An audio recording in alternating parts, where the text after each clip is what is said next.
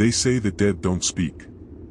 That cemeteries are places of silence, solemn, still, and forgotten. But Marrowfield was never silent. Even as a child, I knew the ground there breathed differently, that the wind carried voices that didn't belong to the living, that the soil itself remembered things better left buried. I promised myself I would never go back. Never walk those crooked rows of crumbling headstones or pass beneath the twisted iron gate that seemed to shiver when touched. But some promises are lies we tell ourselves to keep the dark at bay. Because when the letter arrived, 6 words scrawled in trembling ink, I knew it wasn't a choice. I had left something behind. And Marrowfield was calling me home. I don't know what pulled me back to Marrowfield Cemetery after all these years, whether it was the letter that came without a return address, scrawled in a hand I almost recognized, with only 6 words, "Come back. You left it behind." Or whether it was something older, something buried not beneath the soil but beneath my ribs, something that had been rotting in silence since the last time I crossed that rusted iron gate when I was 10 years old and left behind the one memory I refused to name. But whatever it was, it led me there on a night when the moon hung too close, too swollen, bleeding pale light onto the cracked headstones like bone dust, and the air itself seemed thick with unspoken things, heavy and wet like breath trapped beneath the earth. The iron gate, twisted and bent as though some giant thing had once forced its way through, stood half open, chains clanking softly though no wind stirred, and the ground beyond it was overgrown with thorn-choked grass and the broken ribs of old tombstones, their names half erased by time and something more deliberate, as if whatever haunted this place was trying not to forget, but to erase, to devour memory itself, to strip away names until only the bones remained. The smell was the first thing that truly unsettled me. Not the expected damp of soil and moss but something deeper, sicklier, the cloying sweetness of spoiled meat overlaid with something chemical, almost sterile, like hospital sheets soaked in old blood, and as I stepped forward, gravel crunching softly beneath my boots, I felt the air tighten around me, thick and slow, each breath harder to take than the last, as if the cemetery itself was breathing, drawing me deeper into its lungs.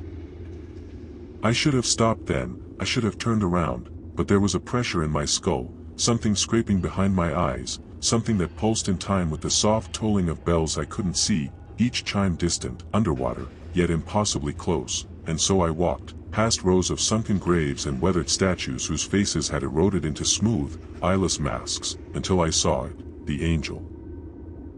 It stood at the cemetery's heart, arms broken off at the elbows, wings snapped and dangling like torn flesh, its face blank and smooth as though wiped clean, but the mouth, God, the mouth, was still there, stretched impossibly wide, a crude circle carved too deep into the stone, and as I passed it, I could swear I heard the faintest whisper of breath leaking from that silent throat, something that shaped itself into a single word, stay.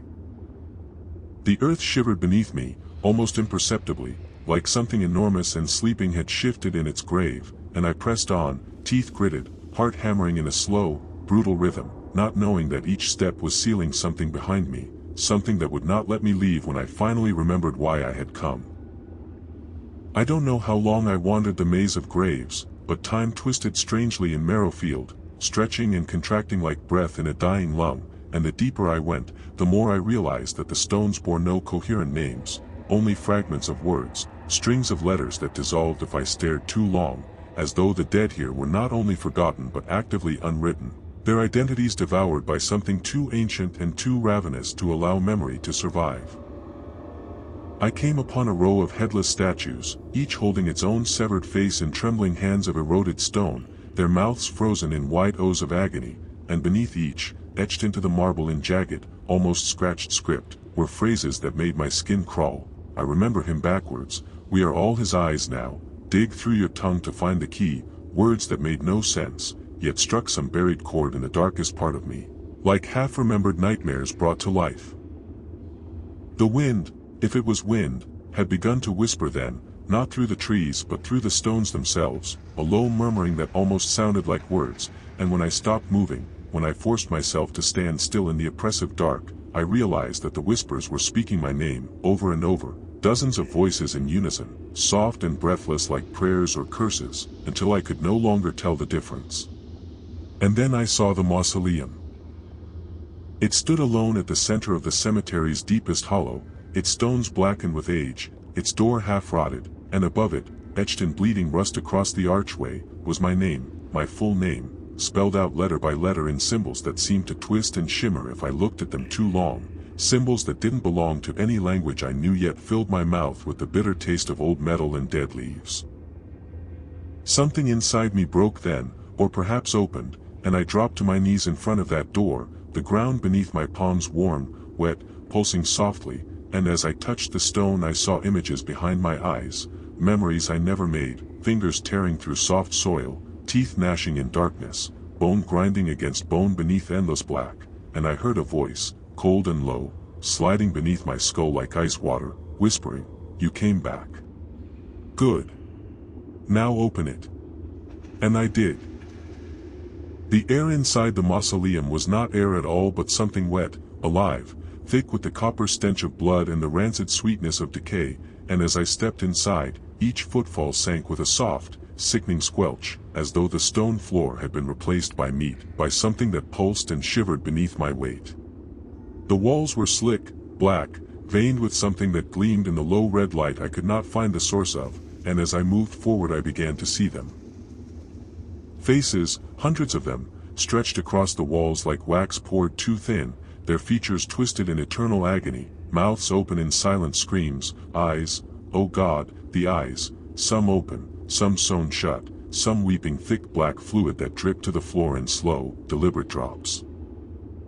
Each face was alive, twitching in slow shudders, and as I passed them, I felt their breath, cold and sour, felt the tickle of their words brushing against my ears in whispers I couldn't fully hear, save for fragments. "We fed him, we are inside you now, the marrow is awake." In the center of the room sat a long table, and on it, arranged with grotesque care, were bodies. Small, broken things, too twisted to identify fully, arms bent backwards, skulls caved in, some split open like ripe fruit, the insides glistening under the rotten light, and I knew, without knowing how I knew, that they were not entirely dead. Their chests fluttered faintly, like breathless fish gasping for air, their hands twitched in endless loops of agony, and in the center of them all sat a throne carved from bone, slick with blood so fresh it steamed, and upon it sat him, the Bone King. He wasn't flesh, not fully, he was sinew and marrow, bones twisted into the shape of a man but stretched impossibly tall, his face a crude parody carved into yellowed skull, his fingers jointed too many times, ending in hooked talons wet with something black, and as he looked at me, the empty sockets of his eyes burned with a cold, fungal glow. "You remember," he said, not with lips, but with teeth.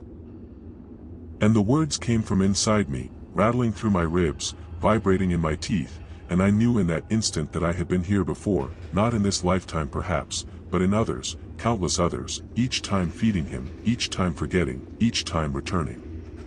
The floor beneath me pulsed and opened, soft as rotten flesh, and I fell into it screaming. I woke in darkness so complete it felt solid, heavy as earth, and for a moment I thought I was buried alive, but then I realized I could move, barely, through tunnels of soft, pulsing flesh, the walls moist and warm, contracting gently like a throat, and the air was thick with rot, with the stench of old blood and something older still, something fungal and cold, like the breath of something that had died long before time began. I crawled, God help me, I crawled. My hands sinking into the soft tissue, my fingers brushing against things that twitched and slid beneath my touch, bones, teeth, eyes too soft to be living yet too fresh to be dead, and as I moved deeper, I heard them, voices layered atop voices, whispering in 1,000 tongues but all speaking to me, calling me by name, by every name I had ever worn. The walls convulsed suddenly, and I was thrown into a vast chamber.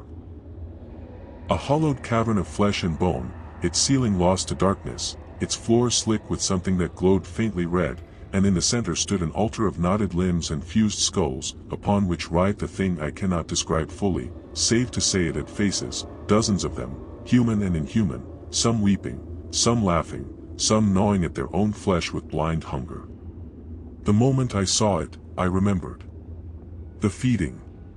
The returning. The endless loop of marrow and memory, of offering and forgetting, each life a thread pulled tight, each death another step in the spiral, and I screamed as I felt it take hold of me, felt my veins pulse with something cold and oily, something that carried not blood but memory, the memories of every version of me that had ever come before, every death, every sacrifice, every single terrible choice. And above it all, the Bone King's voice, the marrow is the truth. The marrow is the key. The marrow remembers when the mind forgets. I don't remember how I crawled out, only that I did, or some version of me did, because when I emerged from the mausoleum, the cemetery had changed. The graves were gone. The statues were gone. The sky was gone. Only endless fields of black bones stretched in every direction, under a sky that pulsed with soft red veins, and somewhere in the distance, I could hear the sound of bells, slow, solemn, funereal, tolling for no one and everyone at once. My hands were no longer mine. My skin peeled in sheets with every movement, and beneath it, white bone gleamed, slick and fresh, and I could hear the marrow within me, soft, alive, whispering secrets I could not bear to understand. And ahead, at the edge of sight, the black gate stood open. Waiting. I walked.